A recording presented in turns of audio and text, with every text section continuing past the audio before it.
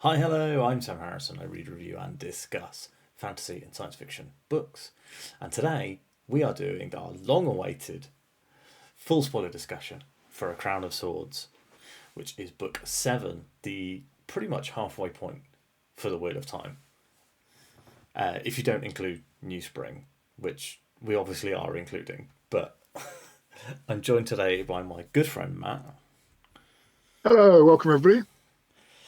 To set the scene, it's 9 p.m. on a Friday evening. It's been a month since either of us have read this book because we've both been so busy. Yeah, Um, well, I went on holiday mm, inconveniently. I had to rapidly finish it before I got on a plane because I'm not lugging this chunky hardback book uh, across an ocean for the sake of the last two chapters. So you had to blast through it. blast through it. Yeah, exactly. It was packing while trying to read at the same time. It wasn't that successful, but yeah, it's been a little while. It's I think 3, 4 weeks, but Um, I'm sure we remember it all in yes. detail. This is one of the shortest books as well, isn't it? Um, or the Yeah, is it I the? think. I think the next one might be the shortest one The next actually. one's shorter, I Mm, think, looking at it. If it looks shorter. I haven't actually looked at the page count, but the next one looks shorter. yeah. But yeah, it was one of the shorter ones, I think. Yeah. And also to set the scene, I've got a glass of whiskey, which I'm very excited about. Very nice. So maybe this will be a messy podcast. Who knows? Um, So, uh, for So I more, suppose I was go going to on. say, for more scene setting, what did you think of the book? Well, I was going to ask you. So, because everyone says, I think officially we're now in the slog. Do you think we're in the slog? I did not feel like this book was a slog to me. Um, I think we've talked a bit before about how the book's becoming a bit more episodic isn't something that I have a big issue with. Um, I think that if you were reading this in 1996 and you had to wait until 1998 to find out what happened with the Sean Chan invasion, you would probably be upset. But like for me, I'm like, well, I have to wait 2 weeks and then I'll start the next book. Yeah, this it was released over 2 years later, so Yeah. I think this is when the books start to spread out as well. So they start to spread out, they get shorter, and they become more episodic.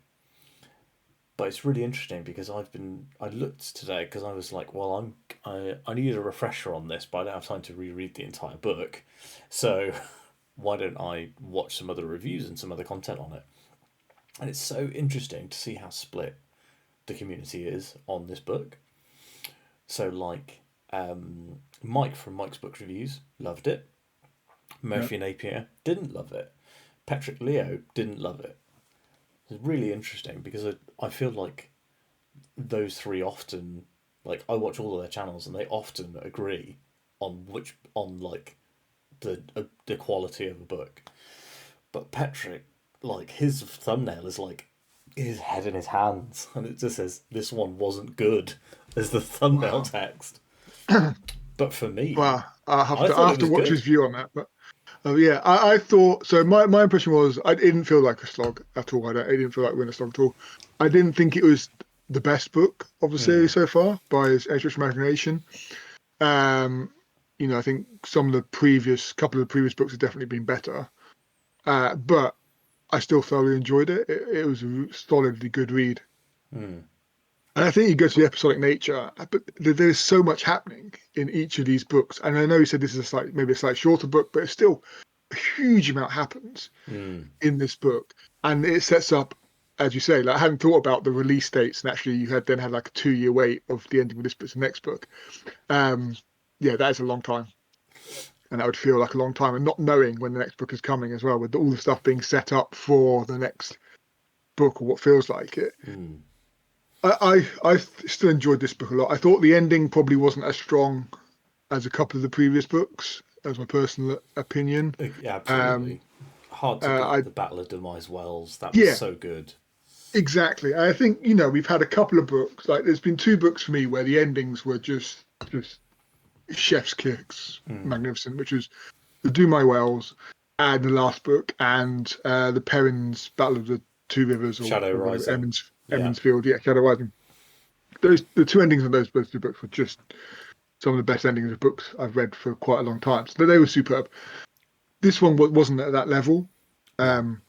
but there was still so much that happened and so much that made me think, and I enjoyed it. And I think, one thing I thought was done well is actually this book picks up after almost immediately after the Battle of Dumar Wells, and we get like the aftermath of, we start with Perrin and sort of the aftermath of, um, what are the guy shine? No, Mm. yeah, The um, you know, Shido. yeah, who Yeah. have been like not enslaved because they don't see it, but paying their toll. Mm. Um, and we just pick up immediately with the Aes Sedai prisoners and whatever else, and it followed on really, really nicely.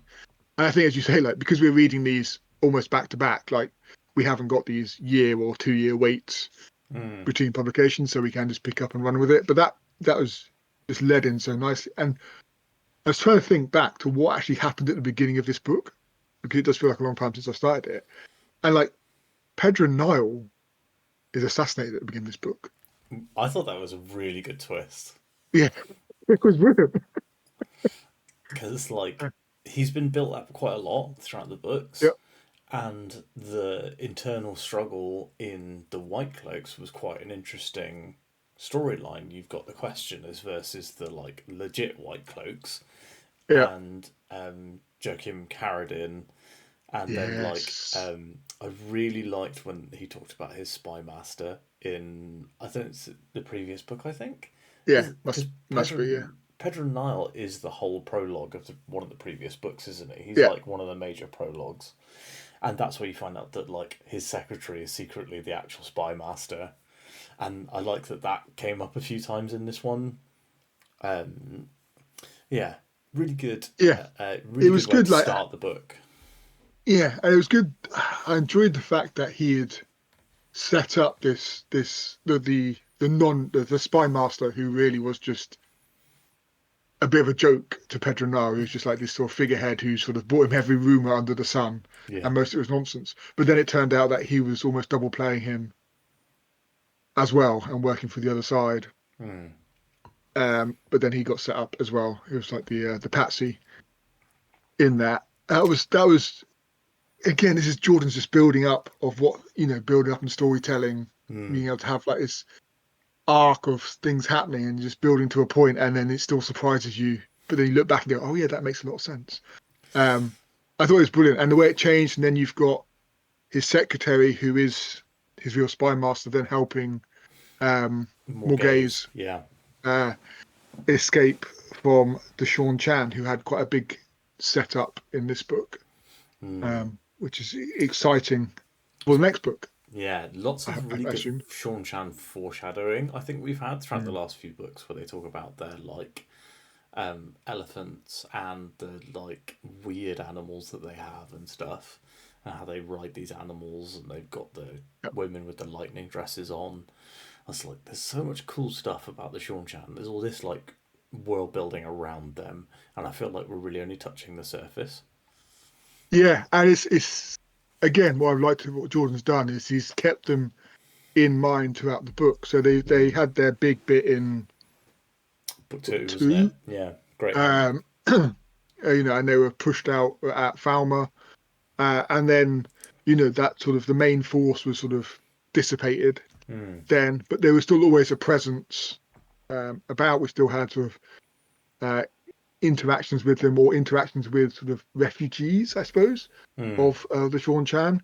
As you say, with the lady with the elephants at the circus, and Matt meets someone he doesn't know it, but in a The pub guy in because the that's pub, the only yeah. place Matt anybody meets anybody. Um, and they were gambling. He happened to mention the daughter of the Nine Moons, who we know is the Sean Chan The Empress princess. or whatever, yeah, or Princess. Um, so there's all this sort of, as you say, foreshadowing, build up, and then, but even then, the attacks, you know, on I've forgotten the name of where the White Cloaks were. Their sort of main stronghold in Amadicia. Yeah, Amadisia, yeah. Um, And then in Ebodar at the end, like suddenly they're like, it's not just in one place there, it's a proper full on seemingly invasion again. Mm. And then there was also like a comment when Rand is speaking to the sea folk about the Arith Ocean being really dangerous Mm. and like people, ships just disappearing. So we know that, they are, we assume that Mm. is Deshaun Chan again with their um, enslaved Aes Sedai who aren't Aes Sedai, but you know who I mean, Mm. uh, wielders of the One Power. Which then led me to think, where is Domon? Yeah, Bail And Domon, yeah. because he was supposed to go to the deepest part of the ocean and chucking in Not the the male chain, thingy bracelet, yeah. yeah. But we didn't hear about him at all this book, so who knows what's happened to him. No. But I'm sure it will come to light sooner or later. But it did make start me thinking about what, if it is that dangerous at sea, Mm. what's happening to poor Domon, who's got wrapped up in all these stories. So, shall we play our favourite game, which is can you guess who has the most POV chapters in this book? Okay, so It's close, I will warn you. I was going to say I think there's a few. Okay, my guess would be Rand, then probably Matt, Mm.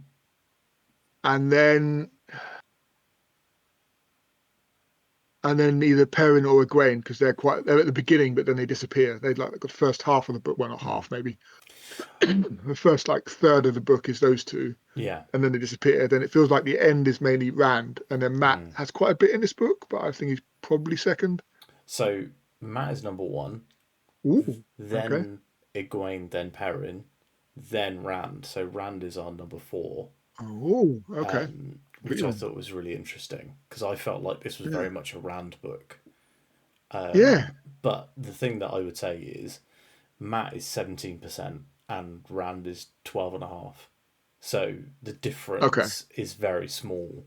Yeah. Would you like to guess how many POVs there are in this 41 chapter book?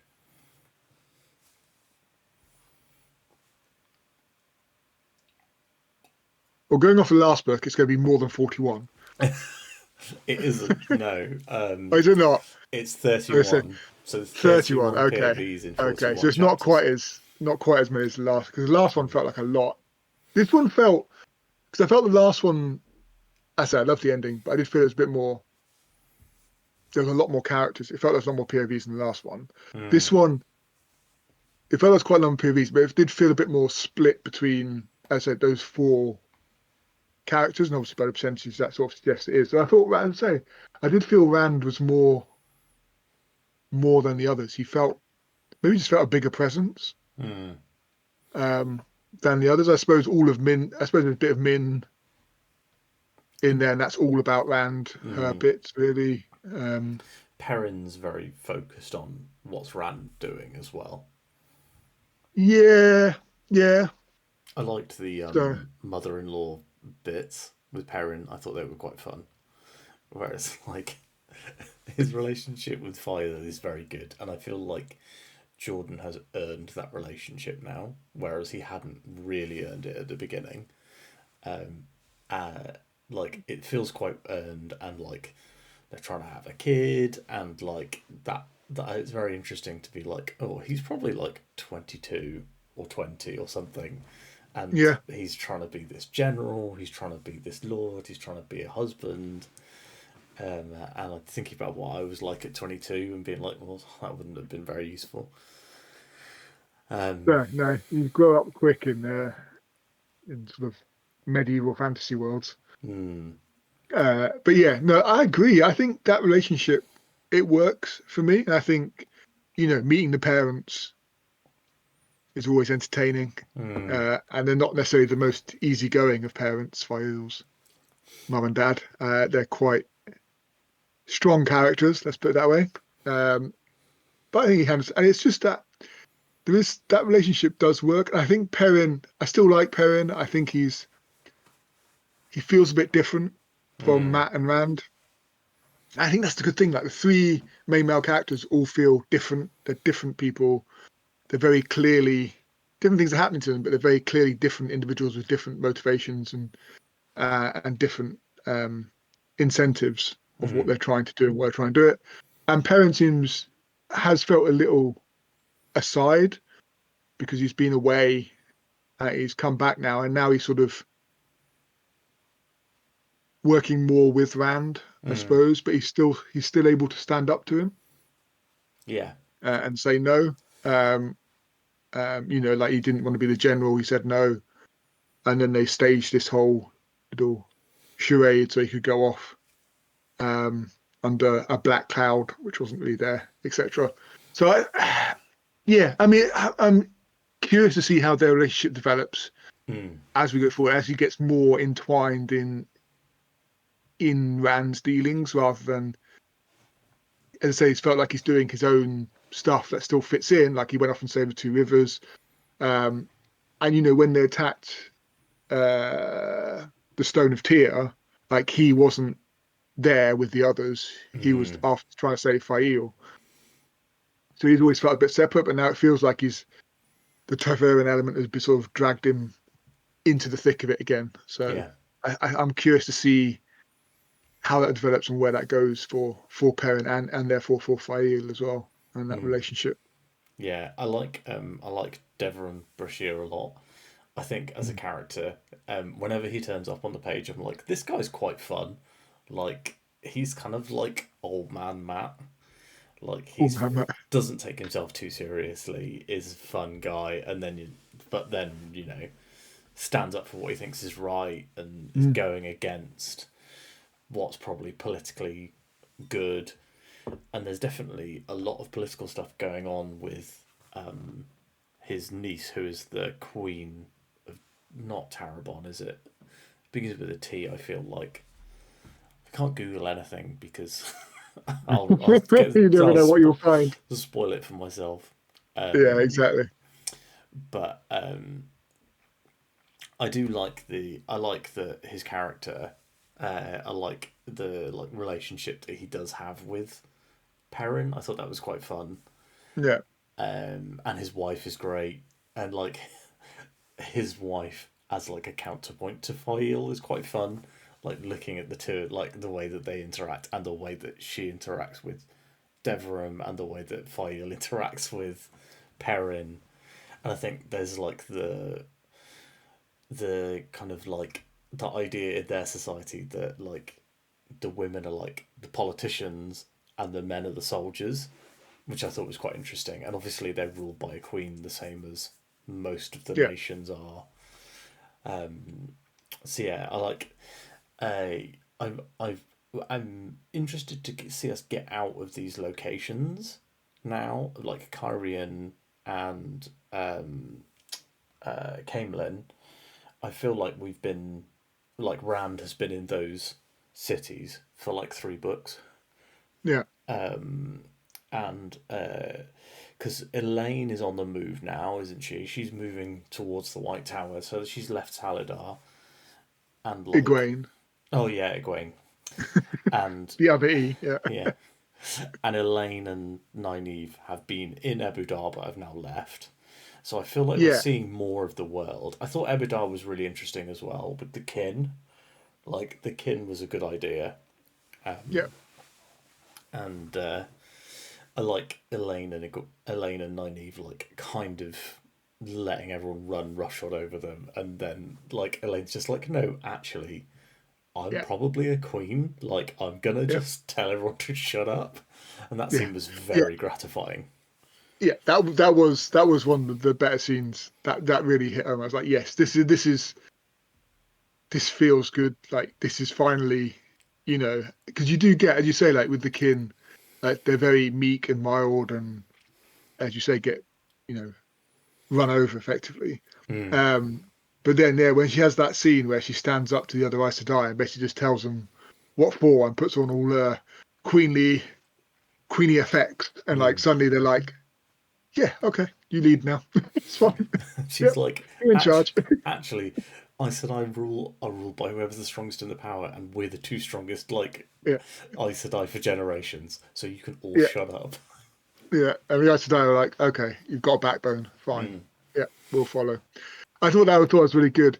One thing I liked about the kin and uh, just the way they were introduced to the story, Mm.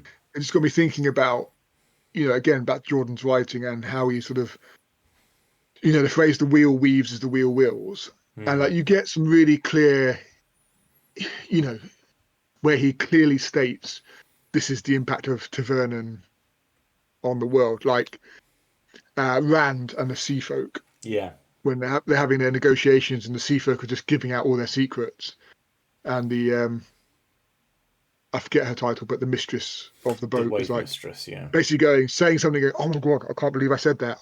I can't believe I said that. I can't believe I said that. It's just like, well, this is Tavernan. And literally, I think one of the Aes Sedai says, well, this is the impact of Tavernan, or someone says it in the room. Mm. You're like, okay. But then you get this bit with Elaine and Nynaeve where they go to the tavern in Ibudar where Matt is staying, and they're convincing him to move into the palace. And they have this conversation, and Matt is like, yeah, okay, fine, I'm moving to the palace. And then when they leave the room, the innkeeper comes and just sort of grabs them and says, "Who the hell do you think you are, pestering him? Blah blah. You're not really Aes Sedai. You're pretending." Blah, blah, blah, Mm. and drags them to the kin effectively. And that is again, and it's not stated, but it's written in a way where it's really clear that this is also Tavernan, the impact of Mm. Tavernan, because them being led to the kin leads to them finding the bowl, and that's the impact of Matt. He doesn't actually have to move into the palace for them to find the bowl. It's that is the wheel weaving as the wheel wills. That is the Tavernan impact on the weave Mm. to get them to find the right people. And I just thought it's sort of, again, sort of gratifying to sort of see that and read it and go, oh yeah, I can see how Jordan is sort of literally just weaving these threads Yeah. into a story. I just thought it just nicely done, really, really nicely done, really satisfying And also, way of like, creating these things. yeah, and we've heard about students running away from the Aes Sedai for, 6 books. And now, we find out that the Aes Sedai have a secret pipeline to where they spread the rumours about it in order to make sure that all of these, runaway Aes Sedai are in one place, so they're helping each Yeah, other. And I was like, this is so interesting. Like, obviously they would do that. Like, looking at Aes Sedai, how manipulative they are, how, like, protective they are over the one power. It just makes yeah, complete sense. yeah. And then you get the bit about how old they are, or how old the old Mm. ones are. Like they are hundreds of years old and older than even Cadusane? Cadsuane. Cadswain. Okay. It's me reading it on a page. Cadswain. Uh, uh, who's still like the oldest Aes Sedai, but she's actually much younger than Mm. some of these kin. And I don't know what impact that has on the storyline, but it's it's curious that they are living so much longer Mm. than your full Aes Sedai then, and why that would be. So that Mm. I'm curious about that one. That is fascinating. And even with the grip that Aes Sedai seemingly have, Mm. there's still stuff they don't know. Yeah, I think that's And this really goes to interesting. all like this is a consistent thread through everything. Like, you know, Nobody knows they know everything. about the Aiel, but they didn't know about the wise ones. They know Mm. about the sea folk, but they didn't know about the wave mistresses or the wind mistresses, whichever one it is. Yeah. There's all these threads that they feel they know more than they actually do, and there's a level of ignorance that is sort of woven into their knowledge, Mm. through almost sort of this sort of egotistical we know everything makes them blind to so much as Mm. well, even if they do know a lot.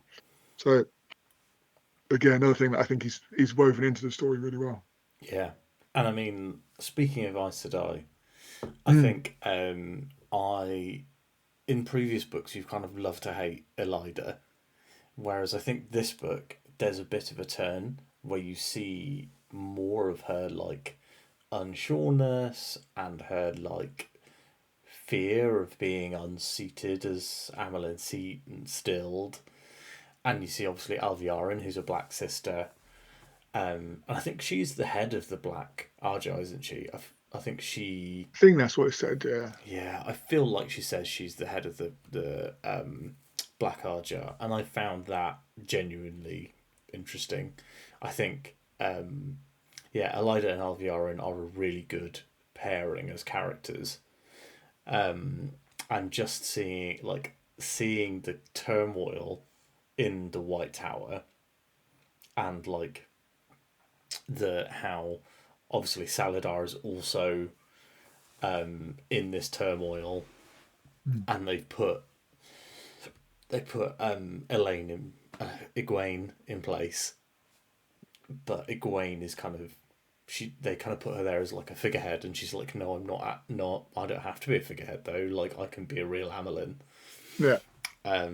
So I find the contrast with the two Amelins very interesting, because especially as well at the end of the book, Egwene is, the full Amelin, she's in charge, and Elida is the puppet of Yeah. Alviarin. And like the way that they both kind of feel at the beginning, like the opposite. Like Yeah. Elida feels like she's always in charge, when really Alviarin kind of feels like she's been running the show.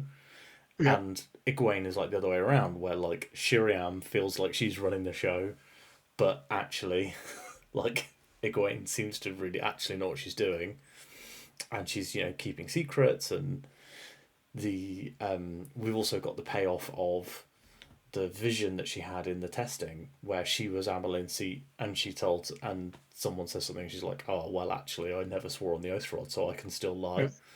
Yeah. And I was like, oh, this is actually it. This is coming back. This is the thing that Jordan was like, this is the possible future. Yeah. It's so funny how well constructed everything is. When, as we know, he didn't plan and outline the series or the books. Yeah. But he had like, apparently he has all these world building notes, and somebody said it in the comments, I think, of one of the videos, that Brandon Sanderson got all of his world building notes that were all spread across hundreds and hundreds of different documents, and tried to put them all in the same Word doc, and it crashed Microsoft Word because it was too long. And like it was longer than the Wheel of Time ended up being. Like Wow. the notes he had was longer, which is insane. And I have to imagine that he had ideas for other stories set in this world. And because New Spring was originally going to be a trilogy, Okay. but the reception to the first one was terrible, and then he started to get sick, so he was like, I'm not going to do this, I'm just going to try and finish the series, and then unfortunately couldn't do that. I'm really curious to see what Sanderson's writing of Jordan's stuff is like. I've heard a couple of bits of criticism in that he doesn't he's used some like modern terminology that Jordan wouldn't have used, but I think Okay. like, having read his books, I know he can write a decent story. And most people seem to think it's a good ending, I think. Yeah. I mean, we will see when we get there. But yeah, I'm very curious to see, because I think it's always going to be challenging for someone to pick up someone else's work when there is that much detail as well. There's that much going on. It's not in no way is it a simple, straightforward storyline ongoing. There's so much detail Definitely within that, which is remarkable. And I liked your comment about Elida and Egwene, and that sort of flipping of roles. And I thought, because Elida's in the prologue, and I thought like her bit in the prologue, like the impression I got was like how hubristic she was about it. It was all about her focus. She's building this massive tower to herself, effectively. Yeah. And that she's going to be the one that brings Rand to heel, and it's all about her focus. And then we get this shift as Alviarin basically takes control and basically says, look, you have screwed up. These are people who are all going to die who attack the Dark Tower, the Black Tower. They're all going to die because they've got hundreds and hundreds of Asherman, not just a handful that we thought they had. There's nothing you can do about it. We can't get any communication to them quick enough. So I assume that's going to happen in the next book, maybe. I don't know. Anyway, but they're all dead, effectively, and it's all your fault. now, and that's just how she starts putting her influence and control over it. He's just like that switch, and then Egwene's switch of, use having Swan Sanche obviously on her side, who's back with all her knowledge and experience, but not with the same level of power. Mm. Who's the one power is a really useful asset for Egwene, and she's, as you say, just becoming that armor, and she's taking control. Mm. It is so nicely done. I think the bit with Egwene that then leads me on to the next character is probably Lan, Mm. It's and great to like get Lan back. I love Lan. it is, but I want more of Lan. Like Mm. He's he's still like never had a whenever he, POV, has he? no, I don't think so. No, not that I remember. I think I'd remember it. So no, and like he is every time he's on the page, he just grips your attention. Mm. Like he has this, they're like Egwene finds him, and he's that obviously with the yellows whose name I can't remember, and they're green, and I can't remember their names. But anyway, and he just comes out of the tent basically, and then he's got his sword, and he's like completely stationary, and then he just bursts into action. It just goes on and Mm. on and on and on, like just like rapid, smooth strength, just incredible. Everybody's just like in awe of just like this. Like even the other warders are like, wow, just like stood there Mm. open mouth, and he just keeps going and going, and it's just like this guy is pretty epic, and I would like to get into his mind a little bit more and just see what is going on there, because obviously he's got a lot of history that we've sort of touched a little bit about. Um, but it was so good. And then Egwene, taking control of that situation and sending Lan off to Nynaeve, just so they're now married, which is all happy and joyous. I thought that was quite funny where Nani's like, actually, I'm going to marry you now. So you have to do what I tell you. So you're going to Mm. marry me. And it's just Yeah, like, I'm on a boat. So that means the boatman can marry us. And that was very exactly. funny. I did find there's a little comment about, but I am bonded to this other Aes Sedai, so she will experience pretty much everything in Mm. lesser form that happens between us. Like, okay, yeah, it's a little bit odd, but you know, we'll get over it. Mm. And So yeah, obviously him saving her life as well in when she's attacked by Moghedien. yeah, Um, and I remember reading this book and being like, I thought Moghedien was dead. Like, I don't know why. I thought that she had been killed as like one of the one of the big twists at the end of a book, but no, she's like brought under the power of one of the other Forsaken. Not killed. She's just kind of like forced to do the bidding of another Forsaken. yeah, she's freed by this weird woman who can channel Mm, the woman who can the male channel version. Saidine.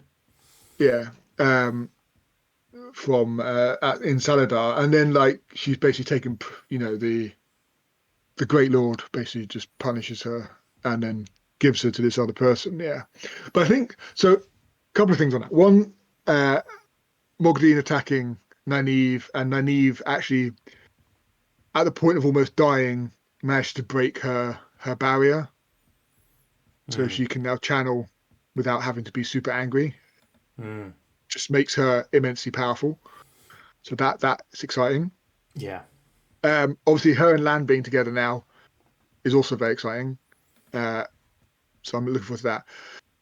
But there's a bit about Mogdine, and so she is like captured and punished, and then she's basically put into slavery to this other person whose Mm. name is Death, Moridin or something, Moridin. Anyway, it Moradin, meant death. I think, yeah. Yeah, something like that. So which means death. But there's a comment in there, and I might be reading too much into it, but that wouldn't be the first time. And normally I read way too little into these books, and then I figure it out at Mm, the end. So there's a comment in there about, she says like he has used the true power because she sees like a dark fleck moving across his eyes, mm, and that he'd use the true power. And I was like, is that something different to the one power? Because I've not heard of anybody having black flecks in their eyes. mm. The true power Um, is a different thing, isn't it? yeah. So what is the true power, and how is it different from the one power? Mm. And is the person who set her free, were they using the true power, and everyone just assumed it was the Yeah, other power because they couldn't feel it? because That was my thought processes anyway. there's that 'Cause that, there's that go bit on. that implies time travel, isn't there? There's like there's a bit, and I can't remember when it is. But I'm sure there is a very short, very small POV section which implies time travel, or that a character has time traveled. Maybe I'm going insane. Um, I feel like I should have written should have written it down. Um, I'm not a very good note taker, so it wouldn't have worked anyway. Um, yeah, I feel like there's a bit about the true power, um, and then I'll have to see if I can think about it. Yeah, But there's have a a think. 'Cause it's just this was the first, and it's probably not the first time the true power has mm, been mentioned. I probably no, it just definitely assumed it is. was the one power, but it felt like this is something different. This is something new. I don't know what this is, and like, what does that? How does that factor into the two halves of the one power? If there's another true power, what I don't. Mm.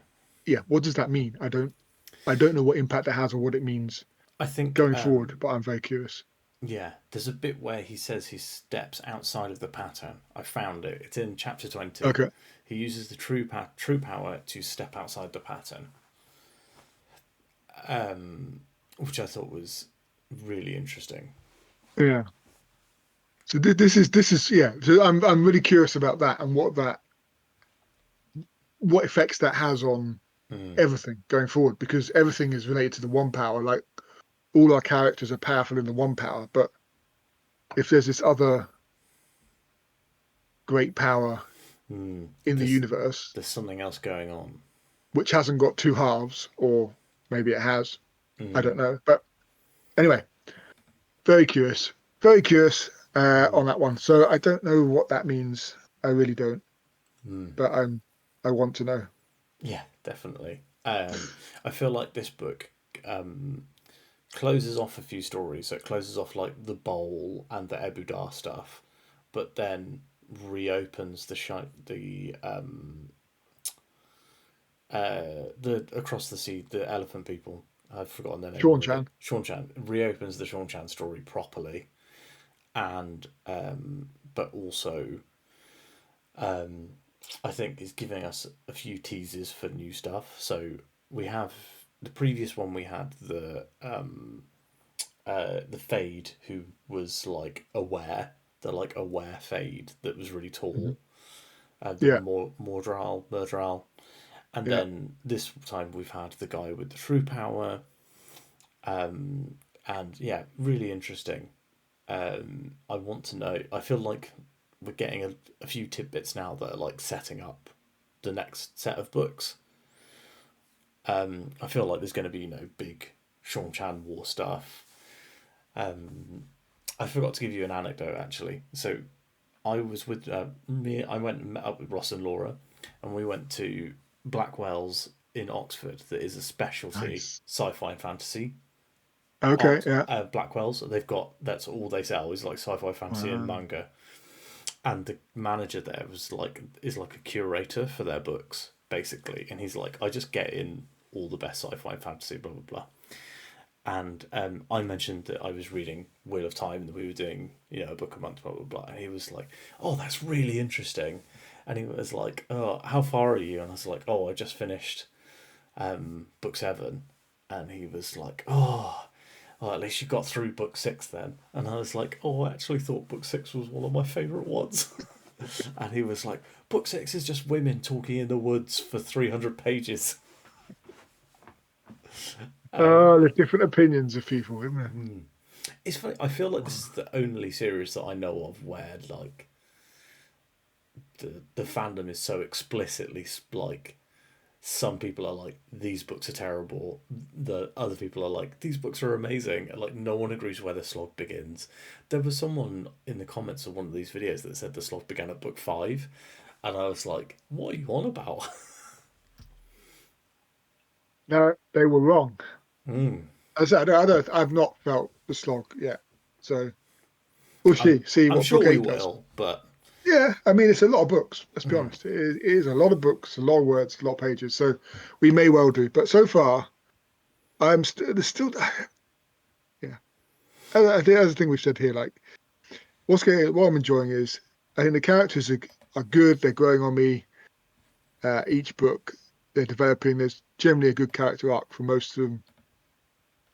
The way he weaves things into stories and they pay off so much later is just superb. The size and breadth of the world building mm, is potentially unsurpassed. It's just, and it's always like, I always finish a book and have this conversation with you, and I'm like, I'm really curious about this. I wonder what's yeah, happening next in this. I'm curious about it. And that's what I love. Like, it's, there may be bits in the book that I'm like, this wasn't the greatest chapter in the world. Fine. But I'm always leaving the book going, but what happens next? What does this bit mean to the storyline? What happens to, Rand? Like, it's a bit like, so, let's pick up Rand. So Rand has quite a lot happening in this book. Like, again, a lot happens to Rand in this book. So, obviously he comes back from Do My Wells, and like, there's this imposter who's taken the throne, whose mm, name is begins with a C. I can't remember. It's not Caddis Swain because that's the Ace. It's another one. Anyway, she's taken the throne, and then he mm, does this. When I read it, I thought, oh, that's really clever. Where he is like, actually, no, we're not going to kill her because he doesn't like killing women, mm, regardless of how evil or bad they are, um, and how much that's going to come back and haunt him. Anyway, he doesn't like killing women, so he then sets her up saying, actually, you people really like focus on status, so I'm just mm, going to strip her of what's the smallest farm she owns. Oh yeah, right. So that one right on the borderlands. mm, Yeah, she can go in that or by the mountain, whichever way it is. Right on the edge of the world. She can have that, and that's all she's got. Nothing else. Take everything else away from her. Just strip her of everything that mm, she owns, all the titles, etc., etc., all her money, and like all the nobles are like just horrified that this is definitely worse than death. Just kill us. Don't do that. And I'm like, that's really clever. Like that is a real mm. serious punishment for these people, and they will, think twice before crossing. And then like obviously it's too much of a serious punishment because she then commits suicide. Yeah, which I thought was wild. Yeah. Because that disgrace is way too much. So, Mm, death is more favorable. So he will still have potentially some level of guilt about, another woman dying kind of by his hand or by his decisions. mm, So that was, a great little arc as he comes back and takes control. You also got the picture of how much is actually going on. You talk about politics in the world, but how much is actually going on that is only really held together by him. And you get a picture of that with Perrin, where he's mm, talking about all the factions that are under Rand, but actually the tension between them. You've got the Asherman and the Aes Sedai and the Wise Ones. You've got mm. the Wetlanders and the Aiel. There's so much tension between all these factions. It's just held together by this single individual Yeah, who is going losing their insane. mind. Yeah, absolutely going insane. Uh, and so there's all that. Then you've got his battle with Samael. Mm, And again, no body, no death. Uh, so him just going, oh well, Samael must be dead because no one could survive that. Yeah, mm, well, maybe not. I'm not absolutely convinced by that yet again. mm. And I think that's partly why the ending wasn't that satisfying because it's like this, I'm just like, meh, maybe not. I did But enjoy the one bit that, visual of the fight in Shadow Logoth though, with whatever it's called, the Mashadar, the like mhm, dark power thing, and the dark him, shadowy thing, and yeah, like that guy coming and helping him, who he's like, don't know who this guy is, yep. and feels like they're probably a Forsaken. Although I think they're the person that was using the true power. I think that's Well, the. yeah, that was my other thought process. Is this someone using the true powers helping him? Mm, Is that is it this Moradin mm, character using the true powers? Is it somebody else? We don't really know. But also in that Shadow Logoth, obviously you've got the Aiel uh, Yeah, the woman that he lady, left behind, uh, Joya. maiden. What was, do you remember her name? Was it Joya? Jo. I thought it began with an L, but I could be wrong. Anyway, but what is great, and again within that bit, obviously, like he's had this conversation with Cadus, and Cadus says you can't use Balefire, never Mm. use it again. And he's like, initially he's having his question marks of like whether I should be using it or not, but he uses it anyway because there's nothing more powerful. So anyway, Yeah. but then she gets caught by the shadowy, whatever it's called, Yeah. thing, and he uses Balefire on her. Yeah. So he actually just eliminates her rather than her struggling with that. And I'm like, that is quite a big step for him to take, like, Mm. because he's very much anti-killing or women dying or maidens dying for him. Mm. But he takes this step and actually, uses balefire on one of the maidens, you know, to save her but kill her at the same time. Mm. So that's a huge step. I don't know what implications that going to have on him and his mental state going forward. But then he kills Samuel, and then he gets the crown, Yeah. a crown of swords And he or the laurel crown. doesn't refuse it, which is a big change for him, Doesn't refuse obviously. it.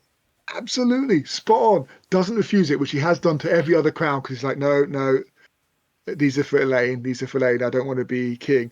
Mm. And also, not only does he doesn't refuse it, the Asherman start chanting basically "King of the World, King of the World," and his Mm. line says that sounded pretty good, or something along those lines. I'm paraphrasing, but that's Yeah. effectively what it said. And you're like, yeah, this guy has slipped way down off his sanity now. Like he's like, yeah, I'm king of the world now. Like, and that is that sort of hubristic, egotistical insanity of just like, and you can understand it. Like, I mean, he Mm. is immensely ridiculously powerful, but that is a big change from the previous books where he's not sat on the thrones, he's not taking the crowns. This one is like, yeah, and King of the World sounds, yeah, that sounds good. Yeah, I'll take Mm. that. I think. And I forgot the whole Padan Fane bit Yeah. within all that as well. Padan Fane turned up and stabbed him with the dagger from the very first book. Mm. So again, so much happens in this storyline, and Is the dagger what's causing him to be like, maybe that power's pretty good?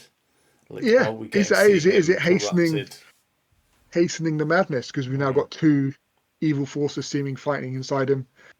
And we've got the healing of the yellow and the Asherman, Mm. and there was actually a bit of cross collaboration Yeah, crossing the between the streams, as it were. between the genders, between the powers. Actually, a yellow going, well, how did you do that? It was like, well, I use the male power, and that sort of that a sort of you know before the darkness in the male power, they obviously Mm. work together. That sort of it felt like there was a little bit of collaboration. I'm using the word of actually that sort of connection of male and female powers Mm. rejoining, maybe for good, Yeah. rather than just being forsaken, joining together to hurt everyone. It was Leah was the name of the IEL. Leah, I thought it Leah. was now. Yeah, I really liked also that we're getting to see. I feel like Rand had the most character development in this book, despite being, like I said, the fourth most seen POV character. You get the first hints of his claustrophobia from the box, because when he's on the Sea Folk ship and he's like, I can't be in here anymore, yeah, I have to leave. Um, and I think it's really interesting to see, like, as he gets more powerful, he's getting these, he has this, PTSD and claustrophobia from being kept in a mm, box. He's got these, trust issues with the Aes Sedai, and very interested to see what happens when he reunites with Elaine, Nynaeve, or Egwene, because yeah, they're all Aes Sedai now. yeah. I, And and like, Alviarin does a prediction, doesn't she, in the prologue? mm, I spotted this, not Alviarin, Elida, done Elida her, does have, yeah, and it's quoted in the wiki, so it must be important. It says, the White Tower will be whole again, except for remnants cast out and scorned, whole and stronger than ever. Rand al'Thor will face the Amelin seat and know her anger. The Black Tower will be rent in blood and fire, and sisters will walk its grounds. So it's a really, obviously there's a lot of interpretation you could take there, and I feel like the actual eventuality is that Rand is going to meet Egwene again, and Egwene is going to be annoyed. And the Black Tower being rent in blood and fire is that the sisters that are sent there will all be killed. Yeah. So yeah, very interesting. Yeah, and lots I going think on. on that point, like Rand has got those Aes Sedai to swear fealty to him, the ones that he captured at Dunwell Wells. But Elaine is now getting Aes Sedai to swear fealty to her. Like she's starting to get them to swear to her, not to anything else, but to her as the Armland Seat as an individual. Like the one that had land, the green and the yellow there, they actually swore fealty to her. So there's certainly a potential clash between Elaine and Rand, and how that happens when they meet up will be again fascinating. As to when that will happen, I have no idea, but that could be quite a collision of forces, because they they're quite powerful in their own right. Obviously Rand is Dragon Reborn, so he is the most powerful, but Egwene has a lot of influence and power now, and she is growing, and she is potentially the enemy, being Aes Sedai. So I think as you say, Rand had a huge amount of stuff happen again, and it is really interesting seeing the impact of things that happen to him on him, as you say, like the PTSD of being in a box and not wanting to be on the ship. Because like you think back, and I remember going like on HMS Victory down in Portsmouth, and like the ships are really small, like, and he's a tall guy, so it's going to be cramped. Like generally wooden ships are pretty small and not really built for big people, so it will be really cramped and really tight and really claustrophobic. And you can just say, yeah, I can understand why you just had to get out. It's like, nope, I can't be here. They're not doing it here. Like, that's enough. I've got what I wanted. I'm out. Thank you. Should we, before we close off, talk about the elephant in the room and talk about the Mat and can't remember her name, the Queen. Mat and the Queen. We have to talk about Mat. Yeah, we haven't really talked about Mat. We need to talk about Mat. Absolutely. I feel like Mat spends most of this book just being kind of funny, which is great. It's the ideal role for him. But obviously, the thing that's going on with I can't remember what the name of the Queen is now, but there's obviously something going on there, and it's what's the, I can't remember what her name is. Government. No, I can't think of her name now. I'm googling. I'm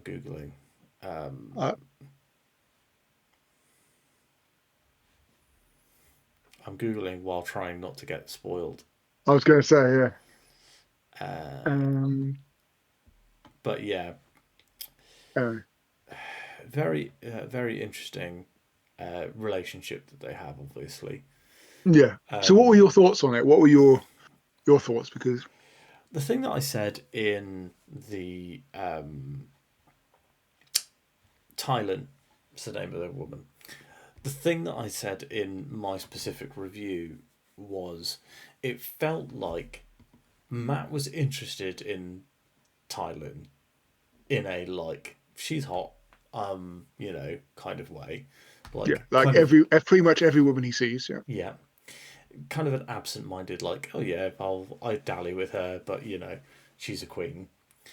And then, because of the way that the society is set up in Abu Dhabi, where women pursue men, she begins to pursue him, and he's like, no, that's not, like, I do the chasing, I don't get chased. And I think that there's a lot of I think you could definitely frame this is very, very problematic. But I don't think that that's Jordan's intent. And I don't think that I think the way that it's written, where it is kind of treated comically, is more like, is the clue that that's not his intent. And also Mat at the end going like, next time when I'm back, I'll chase you. It does not feel as gross as it could feel due to the way that it's written. I can see why people would be upset about it, and I can see the interpretation. There's obviously the other interpretation that it's like, well, Jordan is making fun of this situation, like he's presenting it for laughs when it is a serious situation. I don't think it is. I think that the situation is not very much like he's not into her. It's more that he's not into the way that their relationship has unfolded. So She does yeah, also keep him okay. prisoner a bit, but So my view is probably slightly different, but I would say it is there are problematic. It is problematic. Like it is problematic. But I think now whether it was intention or what his intention was, I don't know. But actually, I don't have a problem with it being problematic, if that makes sense. So I so also think, yeah. yeah, so it is if you think about the patriarchal society that most of the Western world has lived under for generations, um, it would not be unusual for a male monarch or equivalent to use their power and influence to entrap someone into doing something they didn't want to do. And Jordan has just flipped the script on it effectively. It is you know it is problematic. And I think the way it was. I actually found it quite fascinating how he sort of framed others' reactions to it as well. So obviously you got Matt's reaction to being held prisoner and effectively starved and not fed, etc., and all these things to effectively force him into a relationship that he's not keen on entering into. So that is problematic, and we see that from his viewpoint, and the way he deals with that, his potentially his coping mechanism is to make light of it. That sort of that is sort of Matt's character. That's sort of his go-to. That would be the impression we get. So maybe that's more of a coping mechanism than him being happy about it. Yeah, Don't yeah, know. I see that. The other side of it was how people react to that, and I think that was fascinating as well. So how Elaine and Nynaeve react to it, and you get what you get in this day and age. If you generally, in most cases, flip the genders in our, you get the victim blaming. That is their fault. That Matt was asking for it. That's how Matt is. He's very promiscuous. He chases women, so it must be his fault that he's got himself in this position. But that's not the that doesn't make it okay. Like, yes, Matt plays a game, and yes, Matt chases women, and from what we've seen, generally they are okay being chased and are willing participants in that.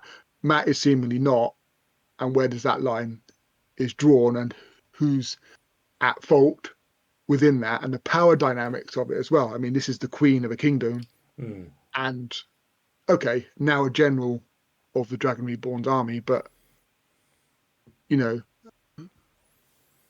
what does Matt's dad do? I can't remember. Yeah, He's a horse guy, farrier. horse guy.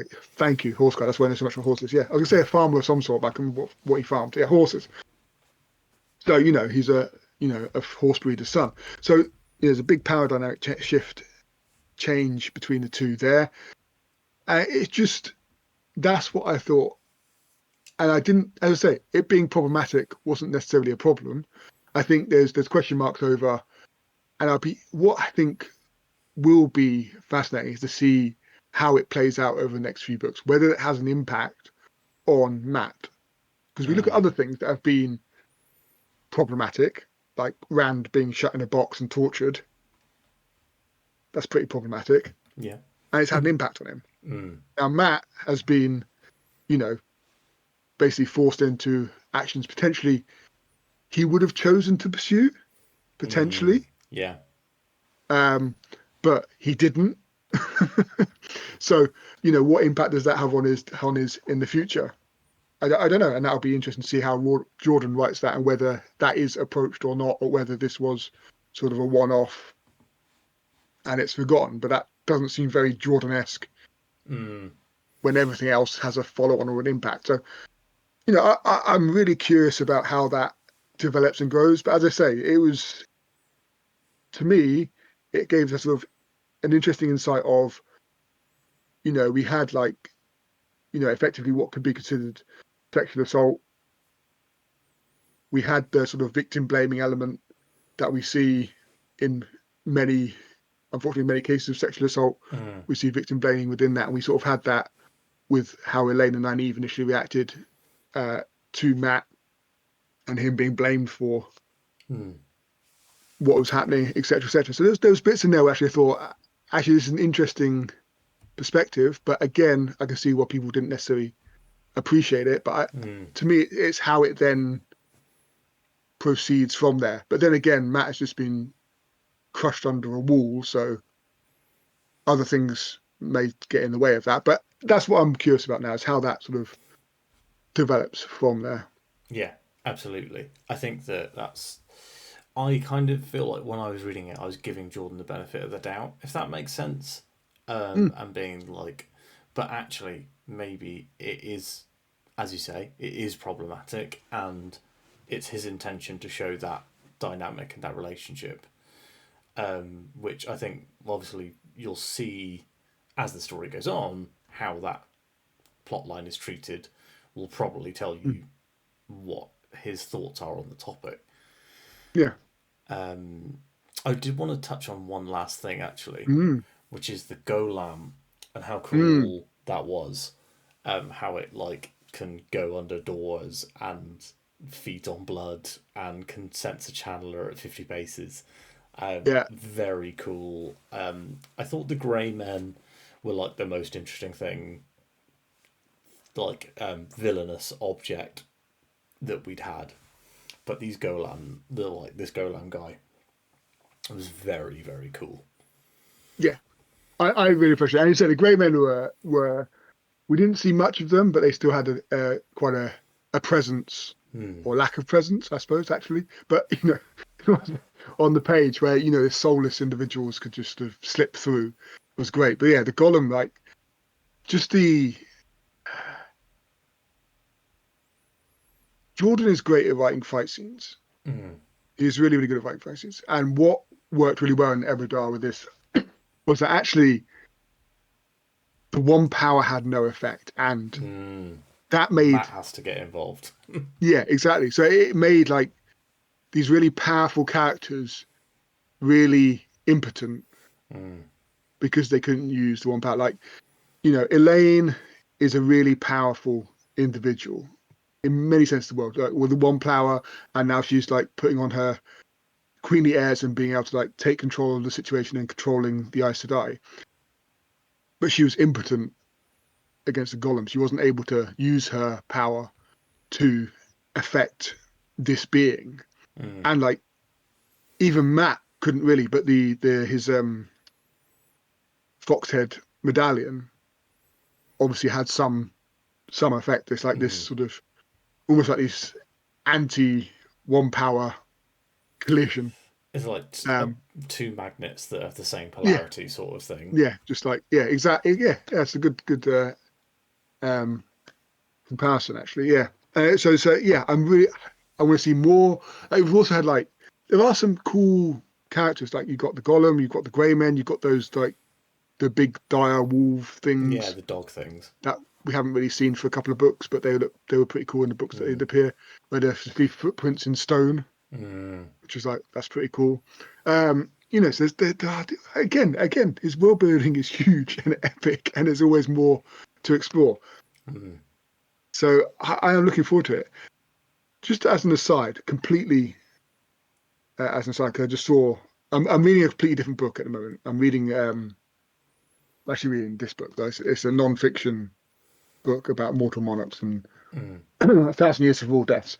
But as I was reading it, I was thinking like I was reading about going back to like the early Henrys, like Henry the First to up to Henry the Eighth and the Edwards and whatever else. Hmm. And what and when you think like a lot of fantasy worlds are set in sort of medieval European feudal states, Hmm. as is this in to a certain extent similar. One thing you don't I have not seen in fantasy is the ravages of disease. Mm. Like when you read something like this and you sort of see like how many monarchs just died of like Syphilis. diarrhea and like syphilis and just disease and general illness spreading through army camps and wiping out thousands before the battle started and things like that. You don't really get that in fantasy. I suppose it's not quite as epic if everyone just like is rushing to the toilet Mm. and their guts are just falling out. But it's like something like actually it's a pretty clean world, the Mm. fantasy. I know we've got lots of healers and whatever else in this particular one, but I was just like, Mm. we don't really see it in fantasy. Anyway, it was complete aside, but I just happened to something I was reading Well, recently. I was like, you need to read the Adan trilogy because there's a is that plague in the final book. oh trust Um, Philip Chase to pick up on it. Also, I think Christopher Buehlman's Between Two Fires is a historical fantasy horror set in the plague, Oh, set okay. during the Black Plague. Christopher Woolman. Okay, because he did is that the one who did the Black Tongue Thief? Is that the Yeah, same guy? yeah, it's Yeah. the same guy. And a lot of Okay. people, a lot of authors rave about how good those books are. I might be reading Black Tongue soon. Someone submitted it to my subscribers pick my TBR challenge thing. Ooh. Yeah, I've got that on the shelf somewhere over there. Same Can't see it at the broken moment. binding.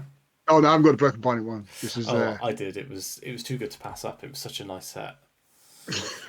there's so many nice sets on Broken Binding. I think we discussed this in the previous Wheel of Time video. We better not start going down that rabbit hole again. Yeah, if they Uh, do Wheel of Time on oh no. broken binding, I'm done. I'm broke. Yeah, no. Just let's we're already buying the Malazan that we haven't read yet, so let's Yeah. not worry about. Well, But yeah, after Memory of Light, we're in. Um, but yeah, exactly. So so I'm just it may have been quite a while since you guys have seen the last Wheel of Time spoiler chat with us. But we are hoping to maybe speed up the cadence yes, we will. now that life is a bit less busy for both of us. So I haven't read the next book yet, but No. I will be starting it in like 2 books' time.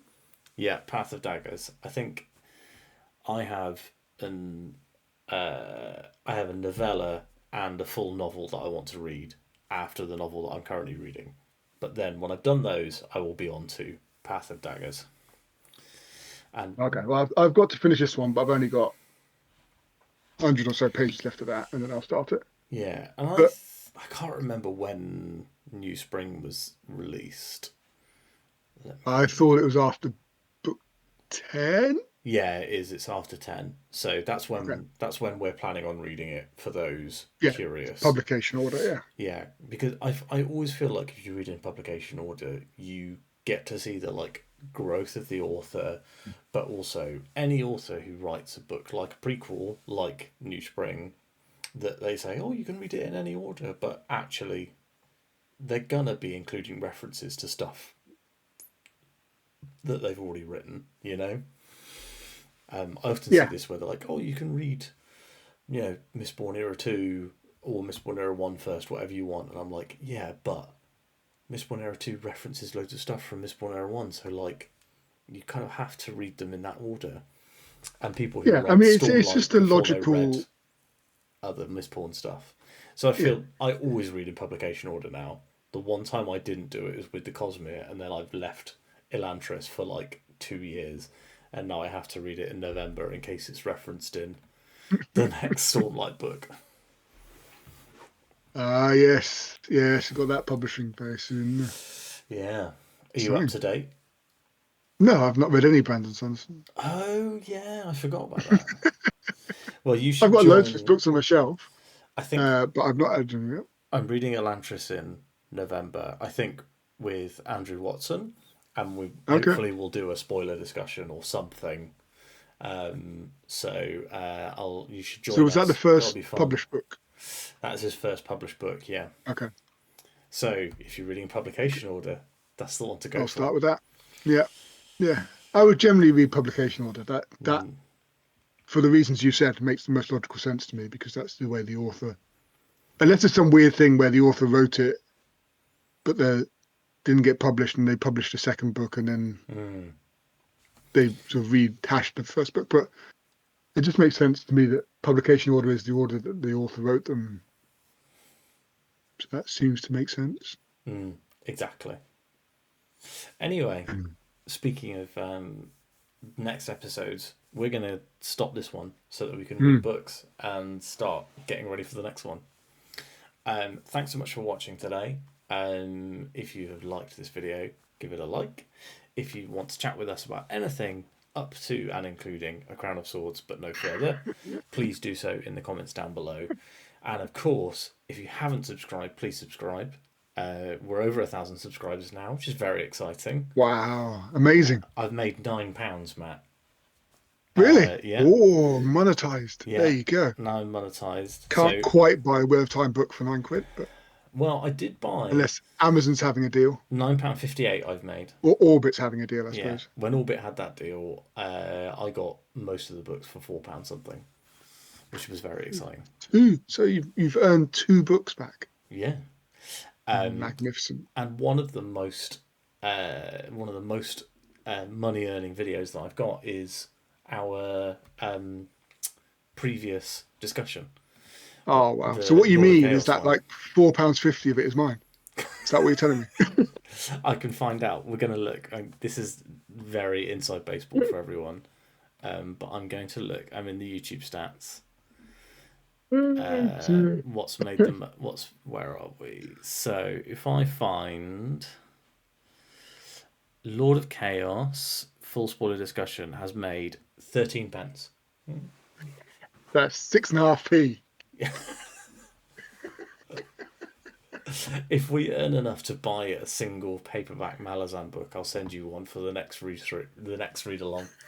I'll send you book 4. Yeah, well, I think we're at no risk of it paying for the Malazan series we're buying. So. No.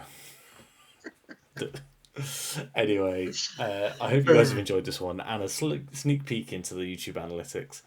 And I will speak to you tomorrow. Goodbye. Bye.